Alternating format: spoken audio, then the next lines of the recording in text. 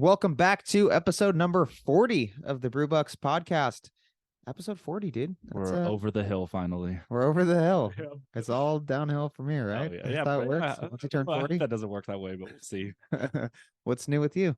Nothing really. But I kind of just want to talk to the audience because I think we've talked about many times how important it is having $1,000 emergency fund. How once you saved up, have that $1,000, you never know what's gonna come.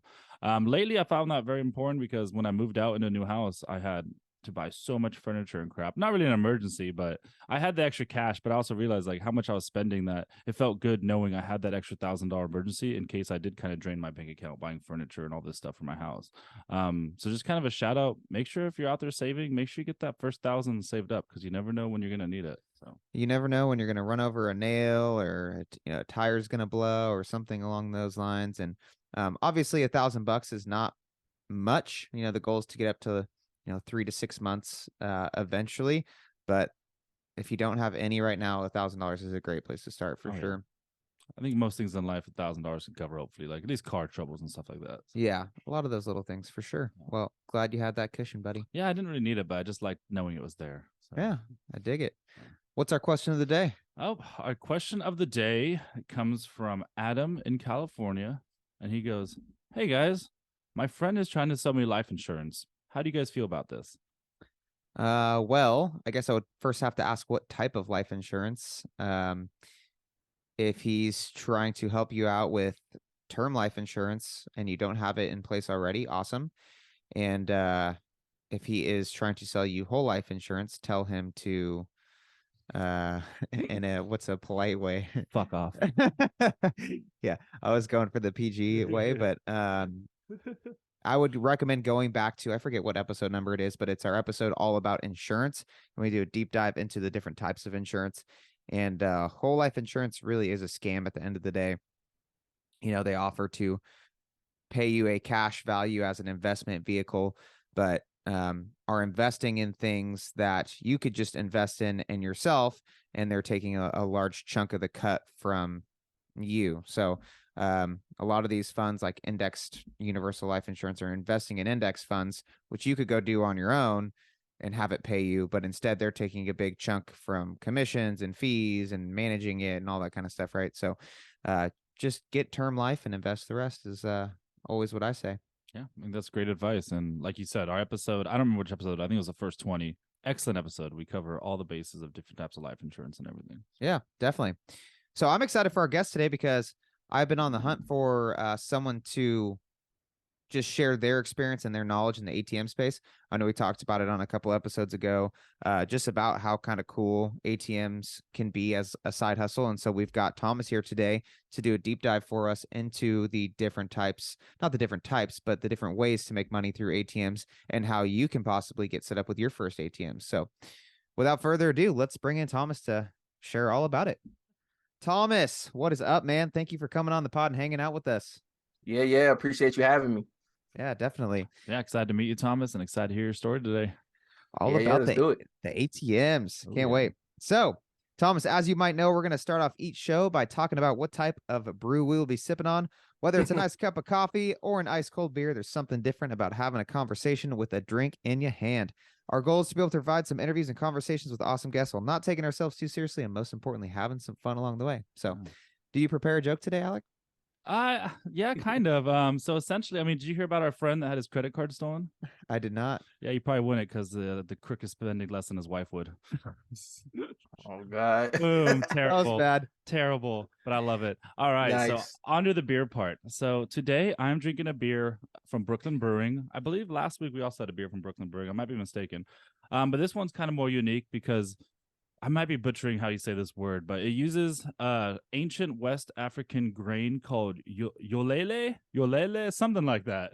It is a fonio white beer, but apparently the grain is becoming more common because it is easy to digest, low on glycemic index, high in fiber, and it's gluten-free. So I think for all those gluten-free drinkers, it's kind of interesting. So it is a gluten-free beer technically. So I think that's a good way for some breweries to go, but let's give it a sip. It is a white beer at 5.6% ABV. Yeah, I was about to say, how does it taste? You said all that, but how does it taste? It almost tastes like a hoppier lager. Like it's Huh. not super dank, not very bitter at all. It's very light, but just has like this mild hoppiness to it, but very drinkable actually. I think it would be a perfect beer if I'm at the river right now instead of in a rainy California. Yeah, it would be nice if it was a little sunnier outside. All right, what do you Cool. got over there, Jake? Yeah, I brought the beer for once. So kind of cool. This week I am drinking, it's called DDH Birds Are Real. So it is, I think they have a normal Birds Are Real, and this is the double dry hop version, but it's from a brewery out of Orange County called Green Cheek Brewing. And it's brewed with 100% Citra hops. It was canned on the 21st of November, so a little over a month old. All right, fairly new. How's that taste? Oh, whoa, it's interesting. It's got a ton of the like juicy characteristics of a hazy, but kind of the mouthfeel of a standard West Coast IPA. That's super drinkable and definitely get that like little bite from that Citra normally has, you know. But the it's got a little bird carrying a surfboard, so he's definitely from he looks like he's heading to the beach. So yeah, I dig it. I love Yeah, the yeah. name Birds Are It Real. looks real Disney. What you got, Thomas? All right, so I don't have anything as exciting as what you guys got because I'm recovering from the New Year's, boys. So I got the vitamin water, Triple X. Ooh, there we That's go. what I got. Oh, there we Let's go. get some flavor notes on it. Yeah, what Yeah, it's what I got, man. I can't. What does Triple X? What are the flavors of Triple X? It's like You know, it's funny they actually put a bunch of stuff on the bottle to let you know that it does not do anything for down there, just in case you were wondering. It says it right here on the bottle. Just in case somebody got the wrong idea. I'm returning it. Right. That's awesome. Return immediately. Refund, please. I love me some vitamin water. Well, cheers. Thanks Yeah. again for coming on, Thomas. Cheers. Yeah, absolutely. Cheers to the vibes. Yes, together. sir. Love it. Go for a vitamin water right now. All right. So let's kick this thing off. We really kind of like to start off every show by getting to know our guests a little bit better. What was growing up for you like specifically surrounding the topic of money? Yeah, I mean, I think growing up, I lived pretty humbly. You know, my parents were just average workers. My father, he worked in the hospital industry for a while. And my mother, she was like a part-time, or I guess you could call it a substitute teacher. We lived in one of the bad areas of Cleveland. So money to me has always been, it was always a very important factor. And everything that I pretty much have done just in my career and just in my life in general has been so that I could use money as a vehicle to actually provide, for my kids that I have and for my wife.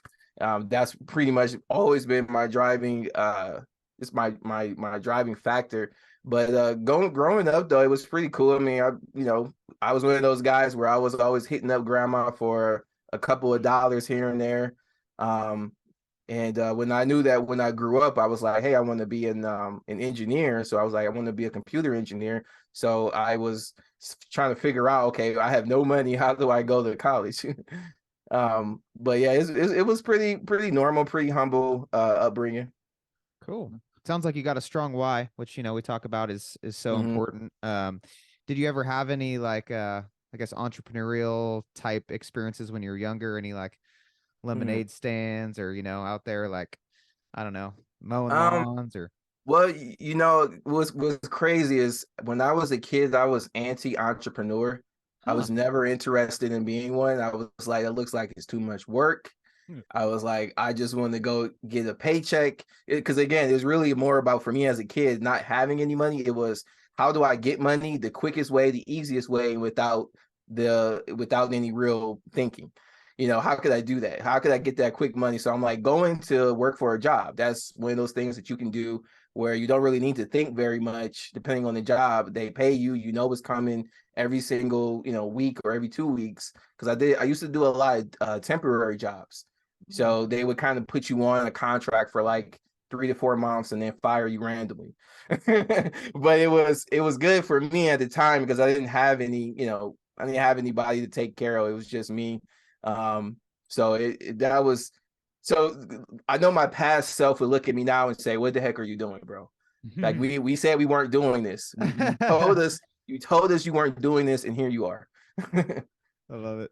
No, congratulations on that type of growth, though. That's awesome. Going from when you Yeah. did not want to be an entrepreneur to now, I bet you can't see yourself other than being an entrepreneur at the moment. So, all right. So, you kind of had a good growing up, it sounds like, and then you decided to go into higher education. So, how did college go for you? Yeah, so there was like a middle point between me going to college and just me being a kid. Like once I graduated at 18, this is another thing that I said I would never do. Is I started getting hit up by recruiters, and I was saying nope, nope, nope, not doing it, not doing it, not doing it. And eventually the Navy hit me up, and I was just like, at that point I had a job at AutoZone, and they were only paying me $7 an hour, and I was only working 3 days a week. So I was just like, bro, I need money. So then the recruiter hit me up, and then they tell you all those sweet nothings, they whisper in your ear all the money you're going to make, how rich you're going to be. And I was like, all right, well, they're probably lying to me, but it's better than what I'm doing now.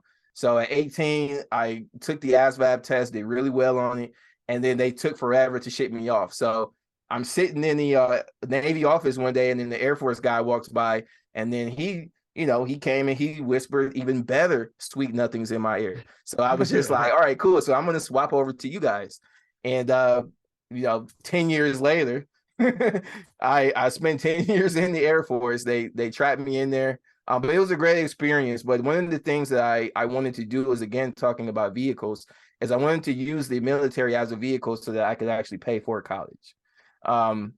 So I ended up going to college kind of in between me, doing the military, and I went to school for computer engineering and got a degree in that. So I kind of achieved that goal that I originally had set out for myself, to go to college and become an engineer. And then you're probably wondering, like, well, damn, why are you doing ATMs then if you were if you were a computer engineer? Yeah, tell us. Yeah, so pretty much I realized that I wasn't as passionate about being an engineer as I thought I was. And working for somebody else, it kind of, once you start to get a little bit older, and I think it was really just me being in the military, I got to see so many places around the world, and I met so many awesome people, and I got to see so many different experiences, and I realized that maybe working for myself would be the thing that I really want, because you get to that point that way, okay, now I have this degree, I have this job, I'm making $60,000 a year, so I'm doing okay, right out of college. But then you realize that you're not fulfilled, and that you want to be doing something else. And then that kind of segues into how I got into the ATM business, which I think will be you guys' next question. But so we could dive straight into that if you want to. Well, couple comments. You go ahead, Alec. You go first. Go ahead. I just like how you use the term fulfilled, because I think a lot of people do get stuck at these jobs. Like, yeah, they pay well and you're going over the paycheck, but at the same time, you feel like you're missing something. You feel like it's not, you're not using your full potential and stuff. So I like how you've noticed that and you acted on it. And I think many, many people have that feeling, but are just too afraid to create the plan and act on it. And really, it's scary making that jump from a secure, safe paycheck every 2 weeks to working for yourself and doing something that maybe you truly are a little bit more passionate about. And passions change, constantly. I think, I don't know. I don't remember like what the study is, but they were saying like every 7 or 10 years or something like that, like someone just basically passions and the way that they think just completely is different and unrecognizable. Like 7 years later or something. I got plenty of friends with tattoos they regret getting because that passion changed. I also loved what you said about the military. Like I grew up as a military kid, and my dad didn't take the military route to go to college, but it did still provide us with a really great life and allowed us to see a lot of really cool places. And I do know quite a few people who have used the military as a way to get their college education paid for free. And sometimes it's a small sacrifice to make if it's meaning you're going to avoid a, $200,000 student loan shackle around your ankle for the rest of your life, And so it's cool that you're able to take advantage of that. Where's some of the places that you were stationed or got to see?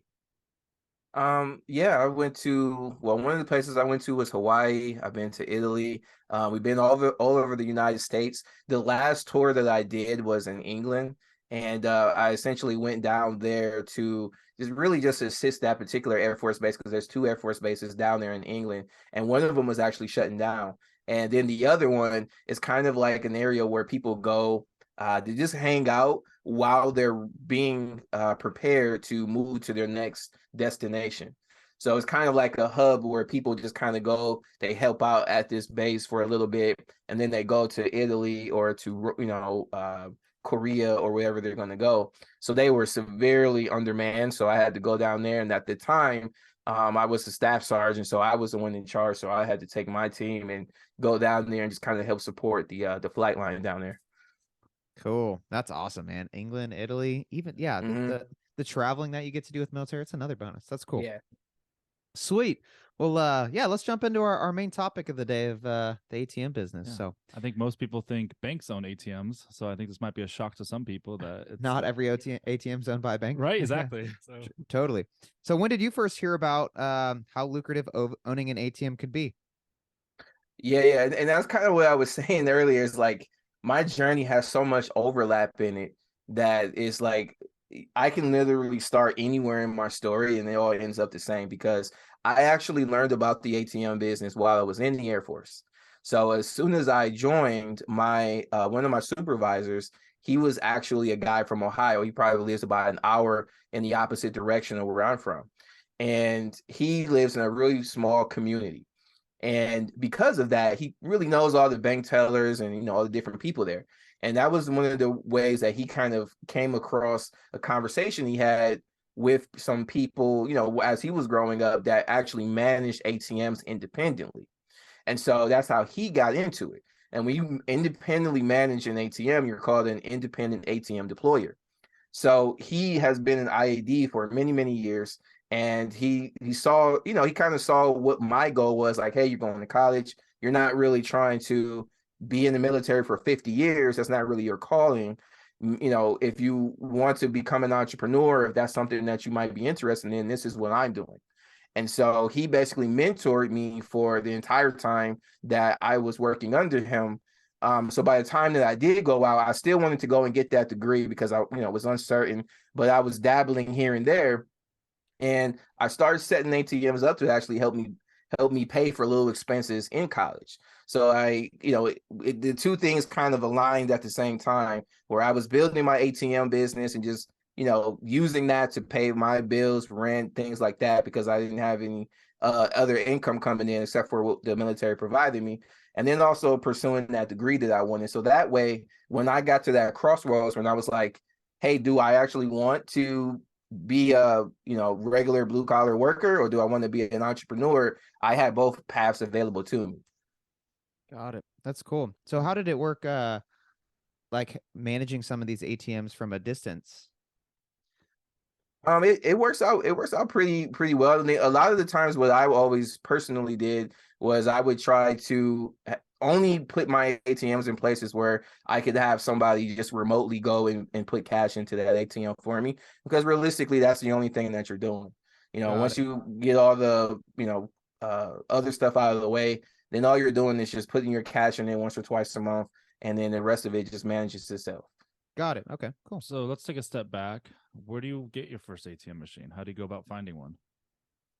Yeah, there's a lot of distribution companies all over. I mean, it's kind of stupid, but you just Google it. Like I always wish I could just recommend a very specific company, but there's so many good companies out there that you can get an ATM from. You would just go into Google. Now, there's 2 types of ATMs that I would recommend, which is the Hyosung Halo 2 and then again Mega 2500. Though, because there's ATMs that range up to the 10,000s. And so these are going to be the cheapest ATMs that you can get, that's not going to crush your wallet and actually have functionality that you actually need.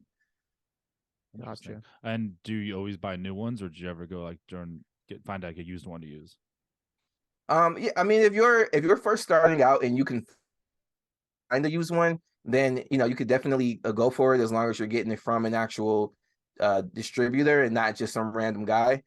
Reason being, because number one, used ATMs are very, very hard to come by, just simply because people use them. Once you sit them down, they last for about 10 to 15 years.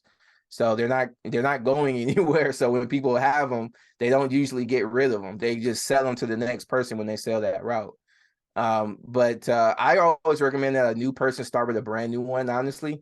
Reason being because of all the different updates and things like that the government forces you to have on these machines.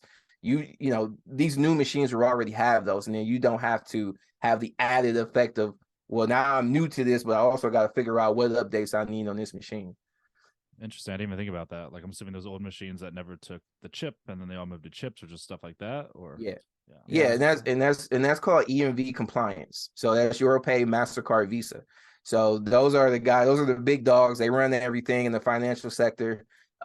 And basically they put out these mandates every couple of years. And basically these are the things that dictate whether or not your cards will have card chips, whether they're, you know, they're tapped. They are the ones who make up all of those rules. So every so often there's software updates or even hardware updates that have to be, you know, that are mandated, that if someone were to audit the business that you have and you don't have those updates, well, that's an automatic, you know, penalty. So you can either get your business shut down, or you will be in a situation where you pay a very, very hefty fine. You gotta stay on top. Yeah. So how much does one of these ATMs normally run? Yeah, so it depends on your city and your state, because oddly enough, there's some heavy taxes on some of these in some areas for some reason. But typically you're looking at around 2,200 to 2,500 out the door. So after the taxes, you're anywhere from 2,500 to 2,800. But if you were to go the used route and you can find like a refurbished used ATM from the actual manufacturer, then you're probably looking at around 1,900. Got it. Okay. And how long would you say once you got your first ATM machine did it take you to make that money back for your first ATM machine? Yeah, so with the ATM, it usually takes about 12 months or so, sometimes 6 months. So I would say 6 to 12 months, depending on the location. I really wish I had a more specific number, but it really always will boil down to what type of location that you put in there. Because you really treat your ATM business or ATMs in general as like a real estate investment. Like, you're not expecting to get 100% of your investment back in that first year. You're expecting to get those returns from that ATM every single month. And so you could have that passive cash flow coming in every single month. And then once you hit that threshold where you've got your full return on investment, then everything else is just profit. Totally. Makes sense. So I guess before we jump into location a little bit further, can you kind of walk us through exactly how someone makes money from an ATM? Obviously, there's, you know, a surcharge that normally gets, you know, the consumer, the person taking out money pays for. But how does that whole process kind of go down? Yeah. So it's pretty simple. You know, you get yourself set up, LLC, bank account, all that stuff. And then the very first thing that you do, and this is kind of the weird thing about this that I always laugh about, is that the very first thing that you do is not going to go get your ATM. That's actually the last thing that you do. So the very first thing that you do is you go and find a location. And, you know, you go and have a conversation with the business owner. You get a contract signed, which you guys have negotiated. You put your ATM inside of that business. Now, every single time someone uses that ATM, you're going to make money off of that transaction. So the money comes from you, but you're recycling the cash, because let's just say, hypothetically, that you only ever put $20 into that ATM. If you would never do that, but if you did, you would have $20 in that ATM. Someone would come and they would want to use that ATM. And, you know, you have that $3 surcharge, let's just say. So their bank account is going to be checked and we're going to make sure that, hey, they have $23, because $23 is going to get pulled out of their bank account. So they're going to accept that charge. The ATM is going to spit out that $20. And then within 24 to 48 hours, you're going to have $23 deposited into your bank account. So then what you're going to do is you're going to go back to your bank account, and then you're going to take that $20 and put it back into the ATM. So that money that you put into the ATM is either ever going to be in the ATM, sort of like a vault, or it's going to be in your bank account where it already was. And you're just recycling that cash over and over and over, because every 24 to 48 hours, you're getting these deposits. So you're getting all your money back plus whatever that surcharge fee was. Interesting. So, I mean, does any of that surcharge go towards the banks as well? Like, because I mean, everybody has a different banks apparently, and I always thought the surcharge was like so the bank would get some money. So, I mean, are the banks involved at all in this? Yeah, so the banks are involved in it with it, but really only in terms of checking to make sure that the customer has the funds in the account. And then there's something called the bank network, and the bank network is owned by the big, the big cards. So Visa, MasterCard, Sears, and Star, they own everything, like I said before. So basically the bank network, you're going to access that bank network by having a processing company. And this is like basically consider this the Wi-Fi to a PC. So your ATM is the PC, and then the processing company is actually the Wi-Fi provider. So they are the ones who are going to connect your ATM to the bank network, and then that bank network is what's going to connect the customer's bank account to the processing company's bank account to make sure that, hey, they do have this money.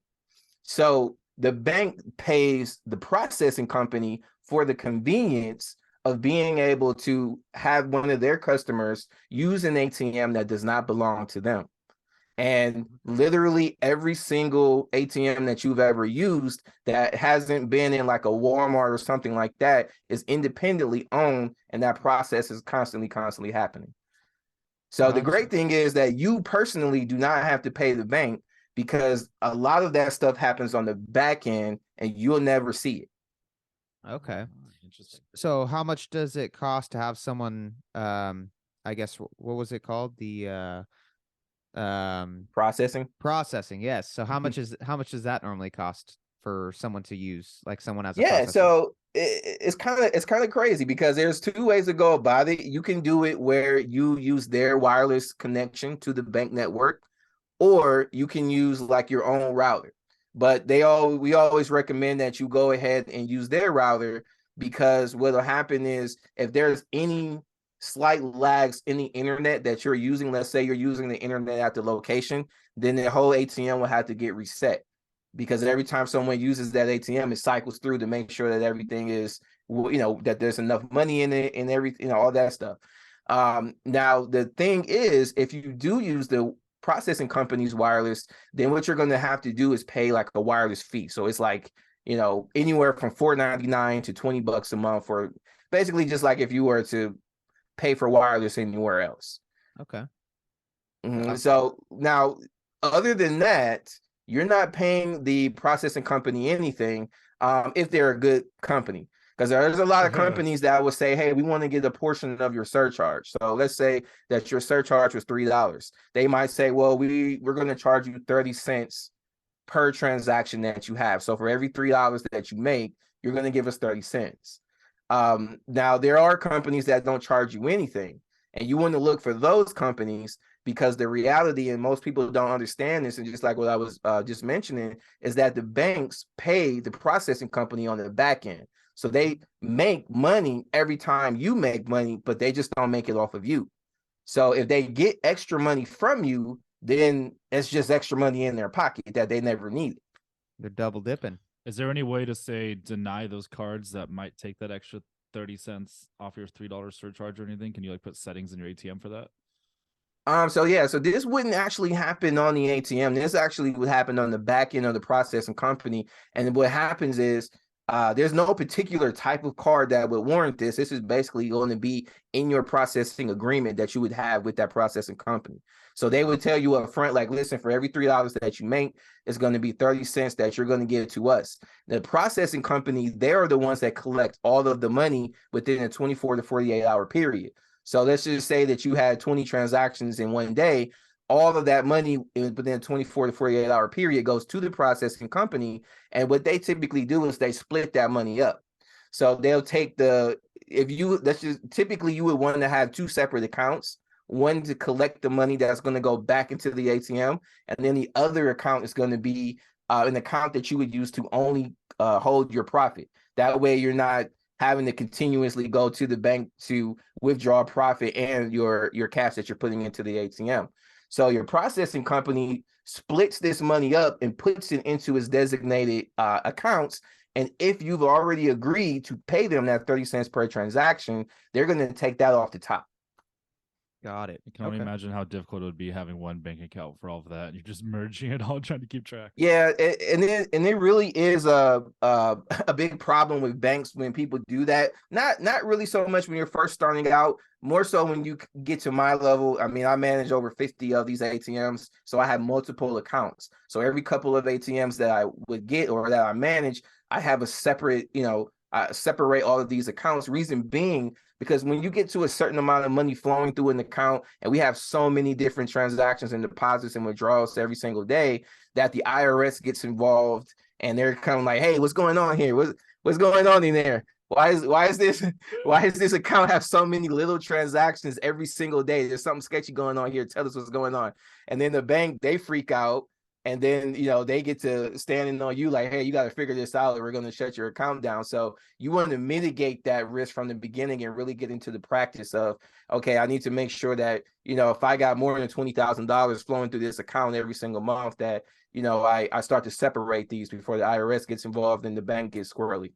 And they only get squirrely because they screwed up in the past, where they were letting every Tom, Dick, and Harry walk in, open up an account, and then send all their ATM money through these accounts, and they were money laundering. And the government started, smack them around and say, "Hey, don't do that again." So they're super nervous about that type of stuff now. Got it. So are all banks cool with doing ATMs now? Or I understand that some of them are kind of just kind of say no altogether. Have you had that experience? Oh yeah, 100%. And it's not so much it's not so much a particular bank. A lot of times it really boils down to the branch. And the reason is because the bank tellers are not educated on this stuff ahead of time. So it's kind of like if you get a new job somewhere, like you might be supposed to know something, but if nobody told you or trained you, you don't know what's going on. And so you're going to go to whatever your default reaction might be, which is say, "Oh, we can't do that." And a lot of times what will happen is, especially with new IADs, when they get into the game and they start looking for bank accounts to open, they get spun around because they get told that they're a money services business or an MSB. And then the bank teller will say, "Well, we don't work with MSBs." Now, you as a beginner, you don't realize that you are not considered an MSB according to the government. And there's government documentation online that says this as well. But, if you don't know, you don't know. So an MSB would be considered something like, Cash App, Zelle, PayPal, Western Union, even Bitcoin is considered an MSB, and you have to have a license in your state to manage an MSB. It just means that you're transferring currency, holding currency for other people, trading currency, et cetera, et cetera. So the ATM industry is not considered that. Now, a Bitcoin ATM would be, but an ATM, a traditional ATM company, is not considered an MSB. And I think like 50 to 60% of people that don't get their accounts open is happening because they don't have the correct information when they walk in to open up the account. Because this is one of those situations where you have to educate the bank teller, which is weird because we kind of look at them with a sense of authority like we would a fireman or a policeman. We expect them to know their job, but they only know what they've been told. And this is not something that they've been told, because typically a big ATM company is not going to talk to a regular bank teller. They're making deals with CEOs of these banks. So depending on the attitude and the training of the bank teller at whatever branch you go to, you might get a no. And you can, as long as you are armed with the actual knowledge of what you're doing and that you're not an MSB, a lot of my clients as well, they get their account open with no problem. But otherwise, that does not mean that bank will always say no. You could go to another branch and then they might say, "Oh yeah, we actually have a department for that." It just all boils down to the education of the bank teller that you're dealing with. Got it. Okay, that's a lot of good information. Yeah, I mean, I never would have thought about that. People aren't always trained well and they don't know everything. Right. Do you have any processors that you might be able to recommend? Yeah, I mean, there's a couple of different companies that we always recommend. One of them is called Prenata. It's spelled Prineta. And then another one is Payment Alliance. That's another good company. Those are some of the companies that I know I personally worked with before for my own ATM business. You can get your ATMs from them, and you can also get processing from them as well. And now in terms of their particular fees, because we talked about this before, I still caution anybody that goes to these companies to take a look thoroughly through their contracts, to do their agreements before you sign anything, just to make sure, because every single year, what can happen is based on the state of the economy, they sometimes are not making enough to keep the lights on in regards to what they get paid on the back end. So sometimes maybe for the first 6 months or for the first 12 months, maybe they weren't charging you any of your surcharge, but maybe for the next 6 months, they might have to. It's kind of like, when in your mortgage payments, if your if like rates and all your rates and things in your neighborhood went up and you have a certain amount of insurance or whatever the case may be paid up, well, now you have to pay more in your mortgage payment because those rates went up, and there's nothing you can do about it, but it'll go back down the next year. So you just want to pay attention to a lot of those things. It's just a little details that slip people up sometimes. Yeah, totally. It seems like it would be simple, just go put an ATM somewhere, start doing it, but there's so much more that goes into it. Yeah, so much, and that's the reason why. That's why I love when people come to me and they say, "Oh, well, you don't even need to do any training on this. All I gotta do is go buy an ATM." And then I'll be like, "Okay, well, what processing company are you going to use?" They're gonna be like, "Processing company." Processing company, what is that? I was like, even some of the business owners that I've talked to are like that too. They're like, "Well, why would I work with you when I could just go buy one myself?" And they're like, "What processing company are you going to use?" And they're like, "What do you mean?" And then I'm like, and secondly, the other thing I hit them with was, I'm like, also, you're going to shut down your entire business, because the ATM industry, the banks will know, because obviously they are a bank, that you have funds being deposited into your bank account from a processing company, because they own processing companies. So they know what that looks like. So if you are a regular business owner and you manage all your stuff through one account, and then you start having ATM deposits going into that account, and you didn't have a conversation with your bank, and you're commingling these two businesses together, they're going to shut that entire account down. Oh, and not only is that a great way to actually handle an objection when you're working with the business owner, but it's actually true. So it's an ethical way. Not only are you doing them a favor, but you're doing yourself a favor as well by informing them of this information. Dang. Yeah, that's crazy. All right. So I feel like we mostly covered how you make money, how you go about it, you find your processing, you find your ATM. Next, obviously, I feel like finding a location. So how do you go about that? I mean, you just kind of talked about how you talk to some owners and you persuade them not to get their own ATMs. I mean, where do you find locations for ATMs? Yeah, well, there's the one thing that I always did, and this is the thing that I recommend. Like, if let's say you got a job and things like that, you got things to do. But the one thing that I recommend is that one day on the weekend or a day off, that you just take some time, and you could do it one or two ways. What I did personally was I went to Google, and then I say, well, what type of business do I want to work with? What do I think would make money? So I was like, okay, well, what about tattoo shops? Some of them could be cash only, some of them are not. And I was like, let's do tattoo shops. So I'll type in tattoo shops in Ohio, and then Google will bring up every single one that's around my area or your city or your state. And then I just categorize them from the highest amount of reviews to the lowest. And then what I do is I go into, you can see the pictures of the location. You can see the outside of the business and things of that nature. What I do is I go and I take a look at the area. I do that, the Google satellite, where I can actually look around the area and say, okay, well, this business is over here. Okay, is there a bank around? Okay, there's no bank around. All right, so I look for these different things, and I look for high traffic areas. And so when I figure that out, then I'll say, okay, cool, this looks like a good location. They got good reviews. People can find them on the internet, because these are the things they were looking for. And then I'll just give them a call, and then I'll make sure that I'm only talking to the business owner, because the employees are, they're just called gatekeepers. And a lot of times they're not going to let you talk to the business owners. So you make sure you get a conversation with the business owner, and you ask them, hey, do you guys have any ATM services currently? And they'll say yes or no. Now, even if they say yes, you just ask them, hey, are you happy with those services? And then if they say, yeah, I'm happy, I'll say, okay, well, how happy? Are you making any money from this? And then they're going to be like, oh, what do you mean make money? And then I can pitch them like, hey, I might, maybe there's something that we can work out. So there's a little bit of negotiating there. But one of the main reasons why these businesses will take your ATM is because every single time someone swipes their credit or their debit card, they are paying a percentage, a credit card fee, essentially, anywhere from 2 to 5%. So they're losing thousands and thousands of dollars every single year. And by having an ATM in that business, now they're cutting that in half because a good portion of their customers will use an ATM. And then if you guys collaborate together, and what I love to do is to put together like a cash incentive. Like, hey, if you come in and you buy a tattoo that's at least $100 or whatever, and you pay for it in cash, we'll give you this free thing, a free piercing or a free small tattoo or a free tattoo the next time you come in. Man, it don't matter how you feel about cash.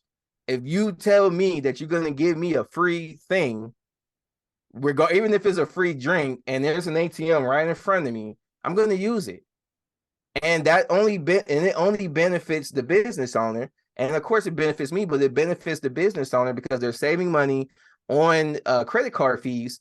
They're bringing more customers to the business because they're offering this free thing, especially if they're good at advertising. And then on top of everything else, they're making all this money. They're making all this extra money that they would not have been able to do without having that ATM in there. Got it. I love it. I think that's a good like recap of kind of the pitch too of, what we're trying to tell the person. Saving on the swipe tax. I think especially in like the service industry, what bartender doesn't love to go home with like cash in their pocket at the end of the night, right?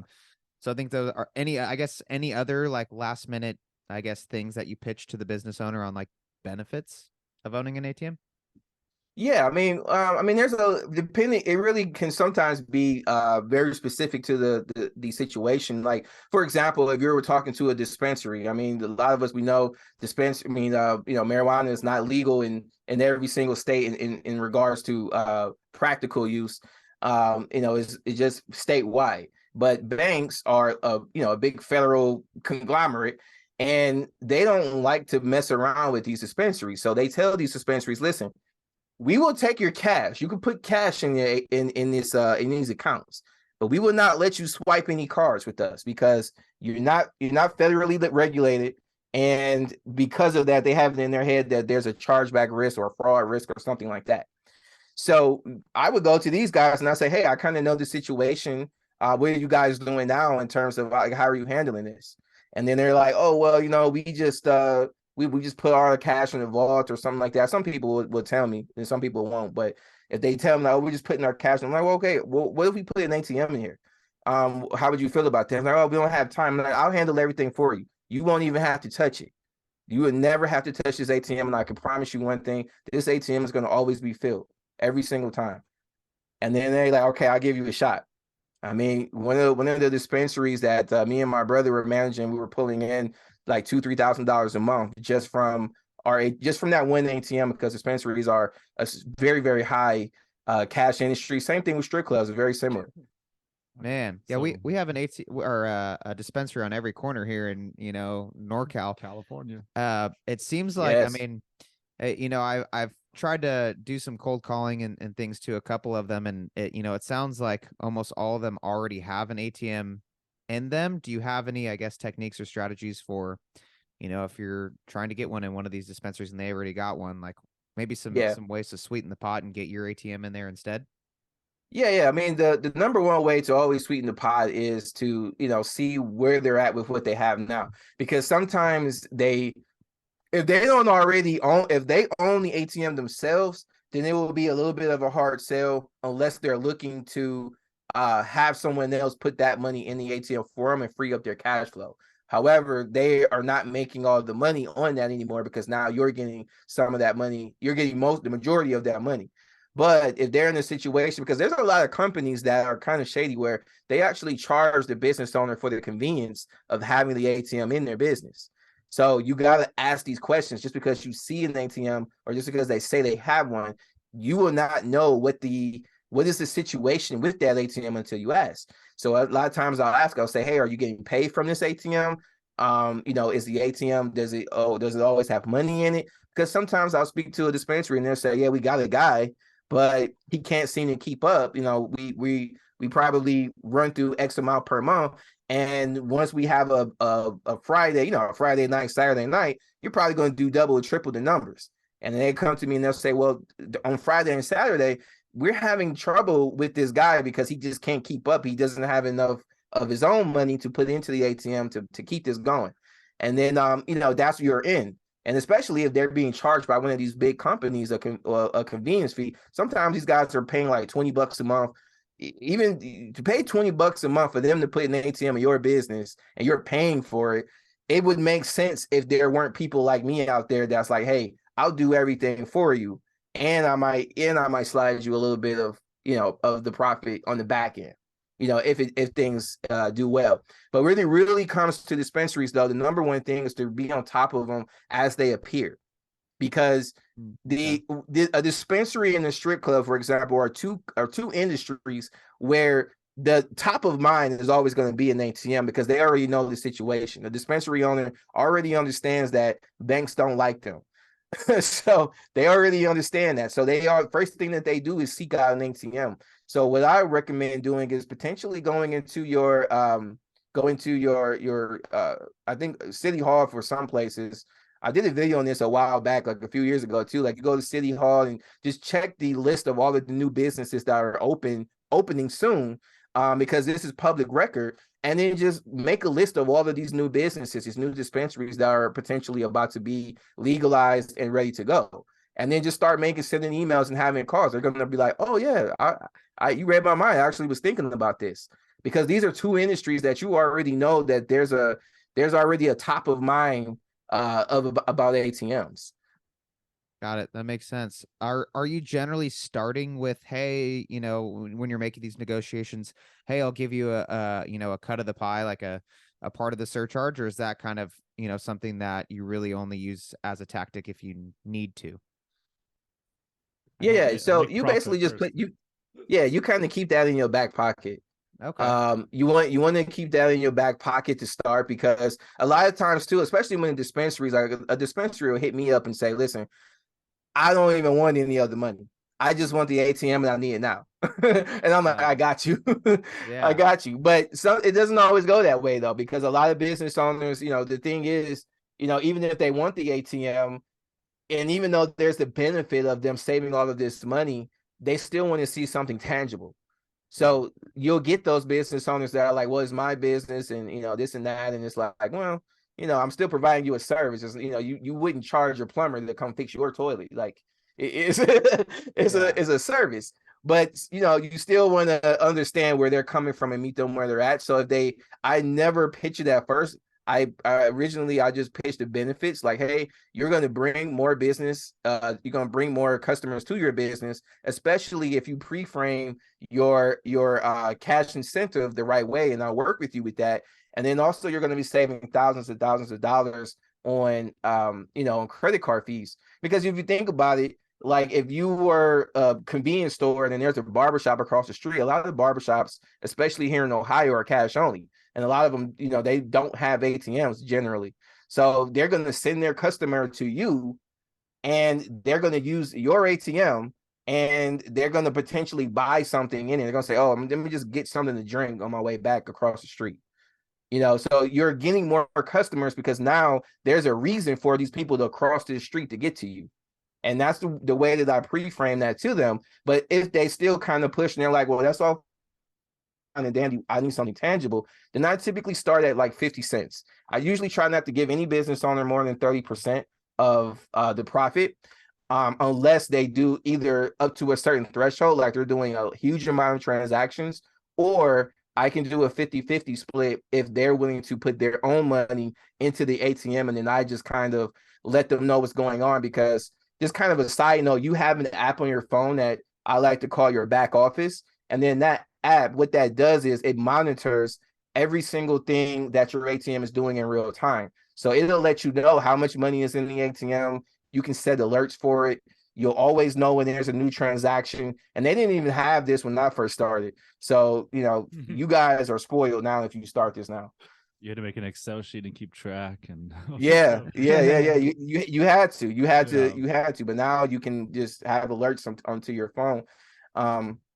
But yeah, so that's pretty much, you want to start at like 50 cents or so, and then go up no more than $1. Usually I see the sweet spot, to be completely honest, the sweet spot is going to be between 75 cents and $1, especially if the location knows their worth. Because you got to think too that you might not be the only person in your area that's doing this, or it needs to be beneficial enough for them to not say, well, I'm going to do my own research and I'm going to get my own ATM, regardless of however misguided that might be for them.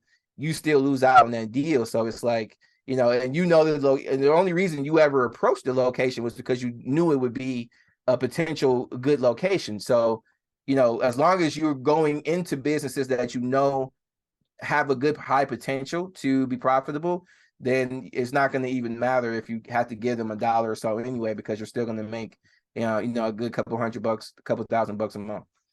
For sure. So do you have people you work with that help you restock the machines, or is it just you doing all 50 plus machines? Well, me personally, I use what you would call a cash vaulter or cash vaulters, and the money that goes into the ATM is called vault cash. So we have vault cash, and then we have our surcharge, which is the profit. So in case people were wondering what are the two different accounts that you would have for your ATM business, you would have a vault cash account, and then what you would call a settlement account, which is basically your profit account or your surcharge account, essentially. Now, what a cash vaulter would do for you is they would actually go and you would basically give them access to your back office. And so whenever there was an issue, like let's say the paper jam or something, they can go and fix that issue for you on your behalf. Let's say you're at work or something, or if there's not enough money in the ATM, they would take their personal cash and they will go and put the money into the ATM on your behalf.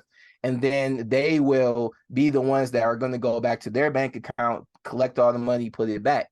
And the processing company can split the profit as many ways as you want them to, because they collect all the money in their account.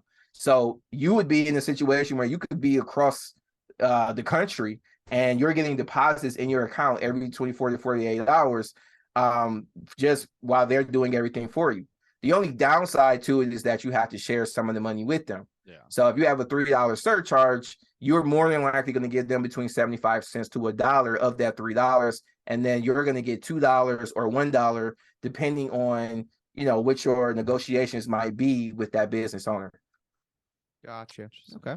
That makes But sense. But when you have enough of them, and you're trying to make it a little bit more passive for you, it sounds like, well, and I think too, and one good thing about cash vaulters is they're really good for scaling. So if you had, if you let's just say you had 3 ATMs and you were putting, $2,000 into each of those ATMs every single month, if you got a cash vaulter, now you freed up like $6,000 that you could go and reinvest into more ATMs. And that was the strategy that I actually used to get to 50 ATMs, is utilizing these cash vaulters so that I could free up my cash flow that I was currently using as vault cash, and then taking back control of those ATMs once I saw fit.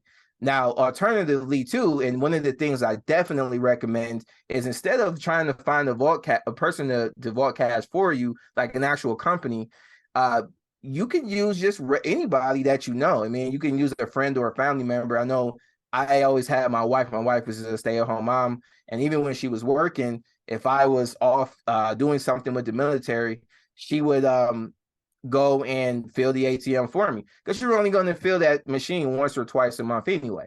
So it's like she can just go, she has access to the account, or I would leave the money with her and then she would go and fill the machine up. It takes like only 2 seconds, so there's not no 15 minutes set up, and then you got people over your back looking at you when you're worried about getting robbed. It's really as simple as typing in the code, opening up the door, putting the money in the cassette, closing the door, you walk out, and that's it.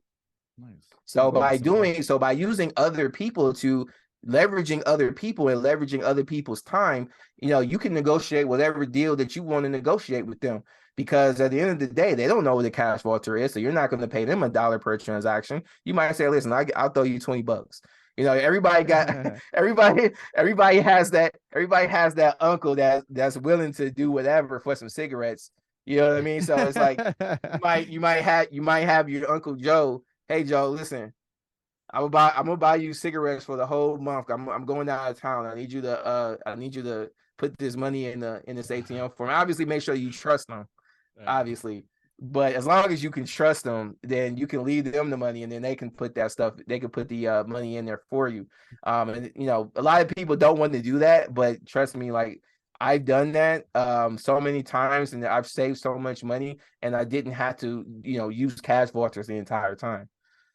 That's cool. Bribe my nephew with Pokemon cards. Yeah, there you go. So I guess during most of his interview, I've just been trying to think of like places I see ATMs, and I know at least for me, I've been to a lot of music festivals, and at these festivals, I'll see rows of like 20, 30 ATMs and stuff.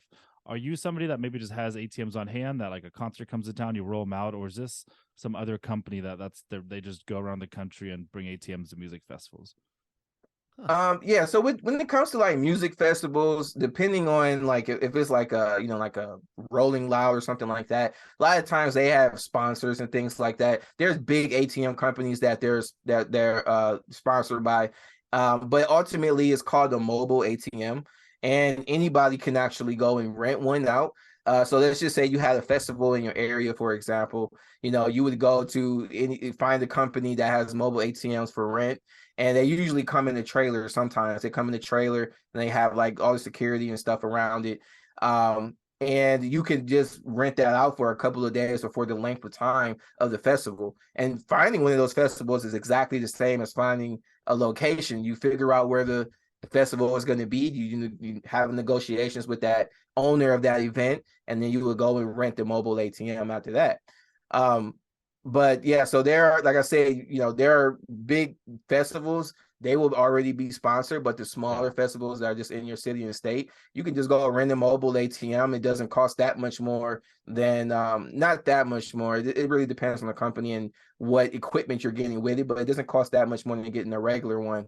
Now, the only thing about it is that these events are typically cash heavy. So you're going to want to have at least $20,000 in cash on hand, because you're going to run out of cash relatively quickly in a short amount of time. So you're going to want to either stuff that thing with as much. I mean, most ATMs right out the manufacturer can only handle $20,000 at a time anyway.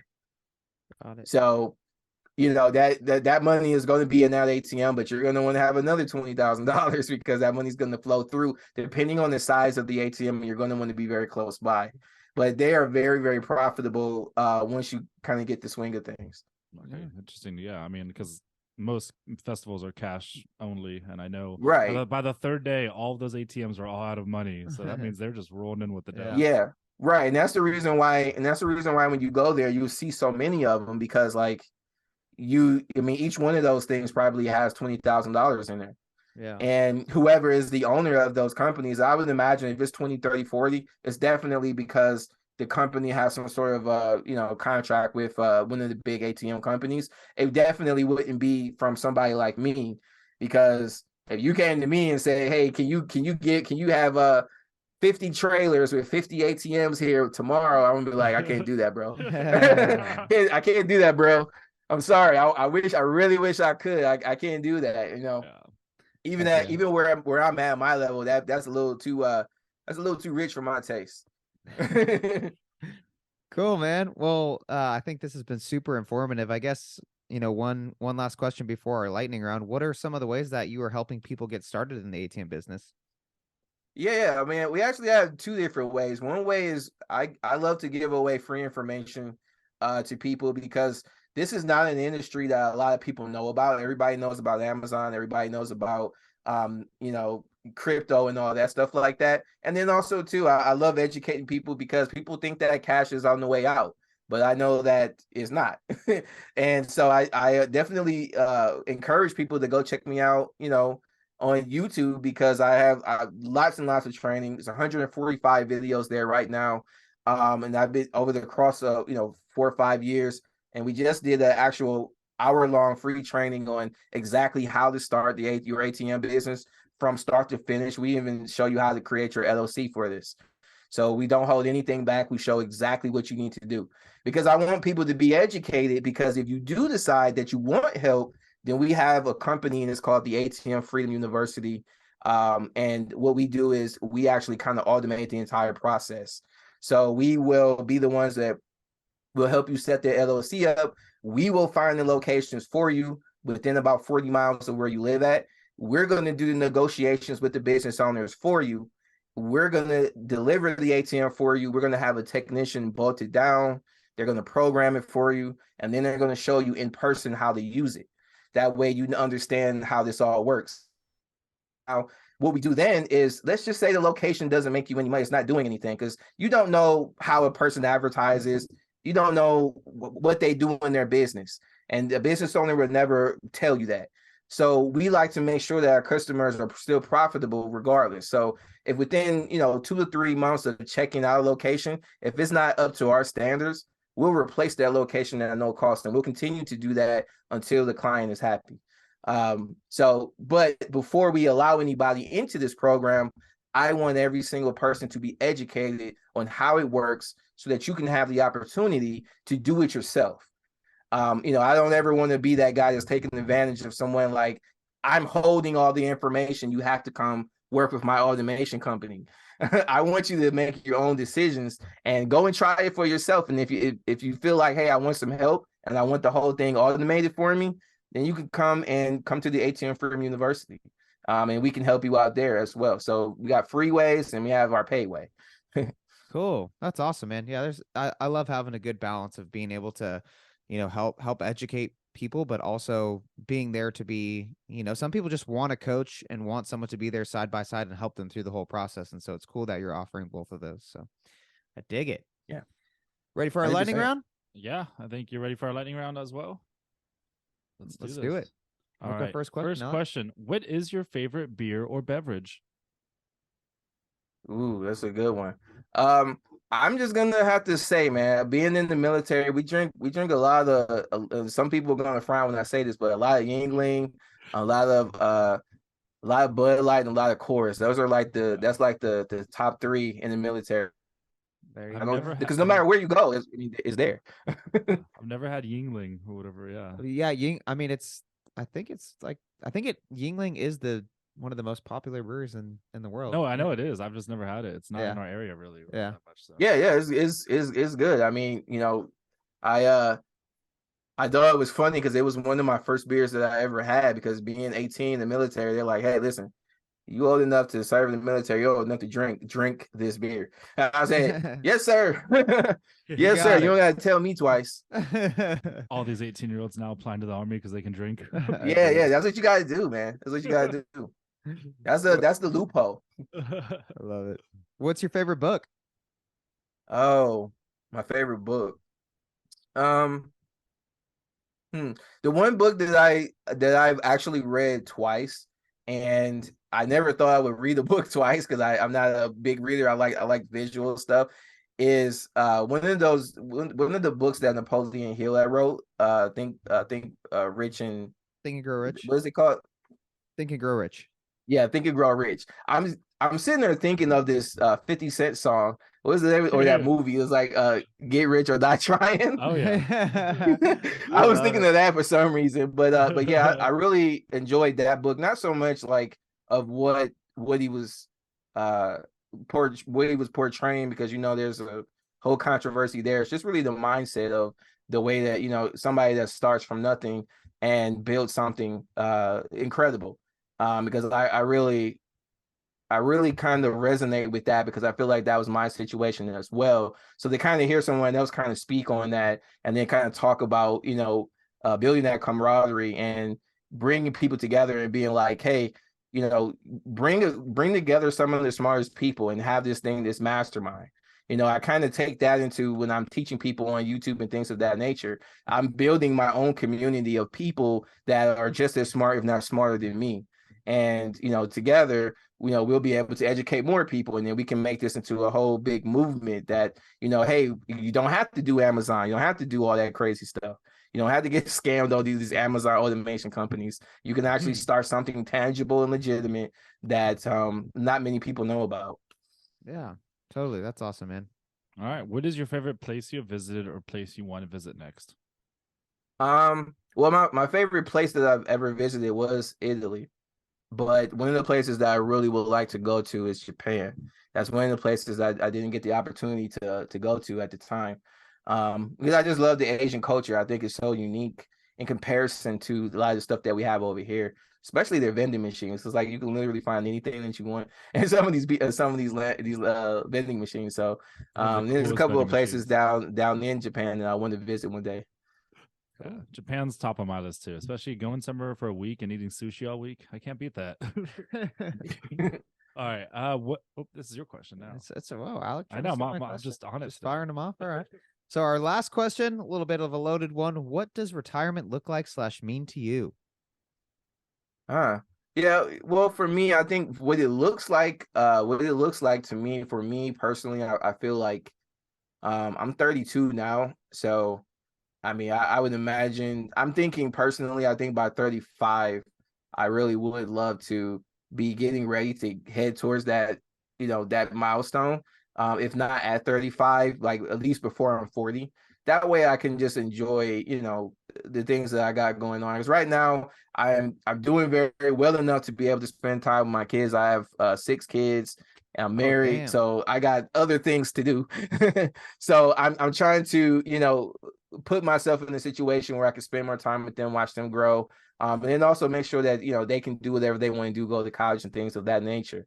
And in terms of what it really just means to me, I think that retirement doesn't mean like you're not doing anything, because I think like there's a negative connotation to retirement, and what that looks like. Like people think like, oh, I got to be old and I gotta, I'm just gonna sit around all day and hate myself, and then I'm gonna have a midlife crisis, and I'm gonna go buy 17 Ferraris and still not be happy. But it doesn't have to be that. It's really the peace of mind of knowing that, you're financially successful enough that if you want to go start another business that you can, but you don't have to force it. You can take your time building it. You can actually go and build something that you're truly passionate about, and not be in that hustle mode. So it's kind of like a different season of your life, I think. So I kind of feel like retirement is really the season 3 of your life, where now you're going through these new challenges, these new changes, and now you got to rewire the way you think, because you're no longer thinking like a machine anymore.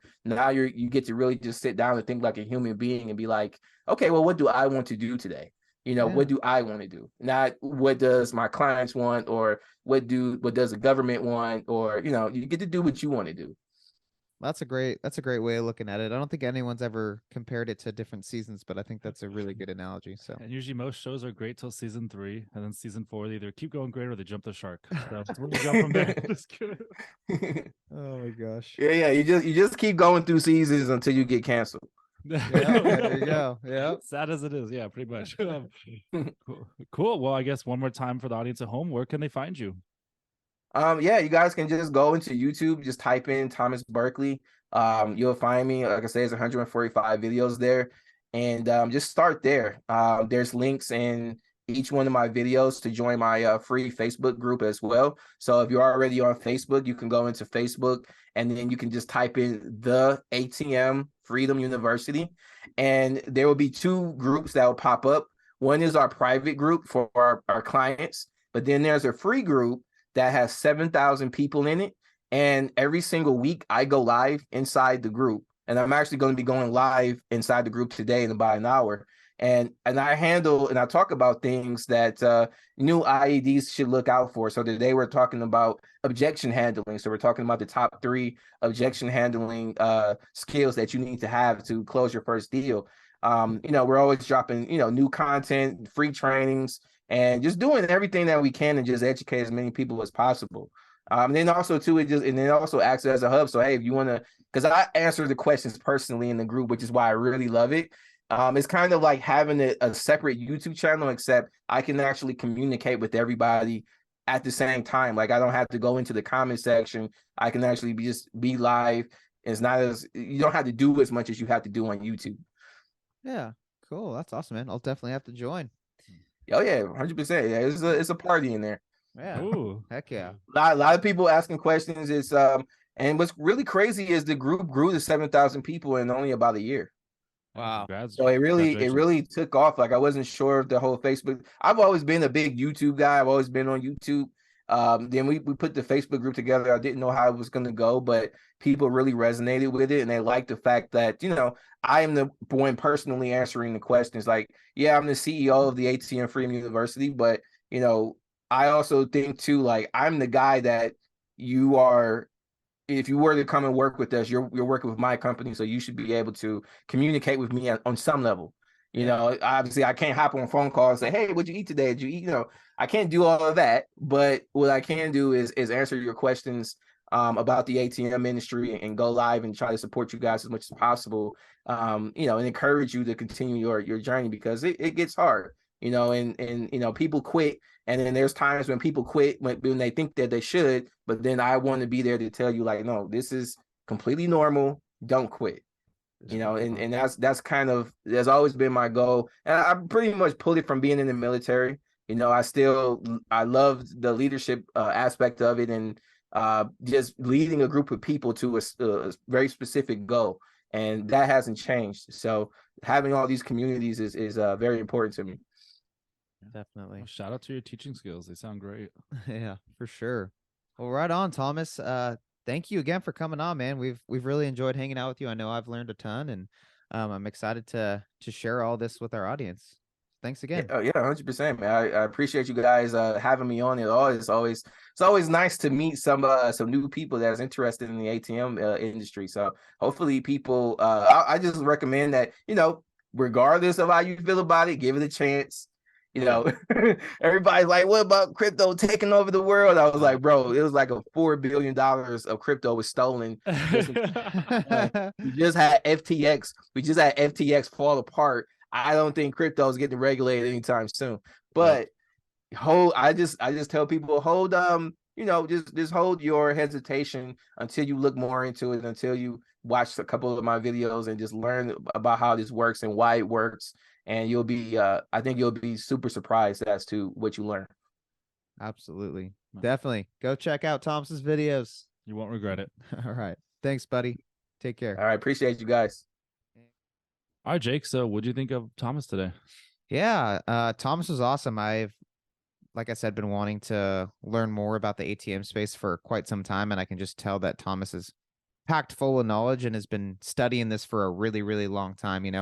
It's cool hearing how he had an alternate path, going from like the military to exploring, the degree that he really thought he wanted, and then eventually landing on ATMs, which I think is something he kind of really wanted to do all along, and just took him a little while to finally, get there and be able to do it full time. And so it's cool that he never stopped kind of pursuing that, throughout life and until he got to where he is now, where he's being able to give back to the community and provide education platforms and some automation services for ATMs. And like I said, you could just tell every little question that we asked him, it wasn't just kind of like a surface, it was like a real deep dive, and you can just tell he knows his stuff, which was really cool. So yeah, I liked hanging out with Thomas today. Yeah, no, I mean, I agree. I think it is funny looking at his past. You would have never expected him to be doing ATMs full time. And it's just kind of a funny thing to think about. And I think a lot of people think the banks own ATMs, and that was kind of fun to hear about it. Is anybody can go buy an ATM and put their own money in it and start their business. And it seems like a good side gig, and he is making it work. And he's hustling. He goes to every tattoo shop, every cash only bar, and he's getting in there. He's competitive. He's not sitting on the couch. Yeah, I think some people are afraid to get in it because they're afraid to have to like do sales calls or like, just pitch themselves. And it's kind of a fear you got to get over, And I know this is a side hustle series, but it's kind of Thomas is showing us that this could be a side hustle, or this could be just a full-time gig where, hey, you've got a ton of ATMs and you're hiring, vaulters to go out and fill them for you, and you just sit back, kick it, and relax. So, pretty cool.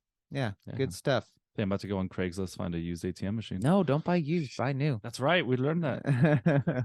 All right, you ready to get out of here? Oh yeah, I'm ready. All right. Once again, thanks for listening to the Brew Bucks podcast. My name is Jacob. And I'm Alec. Signing off.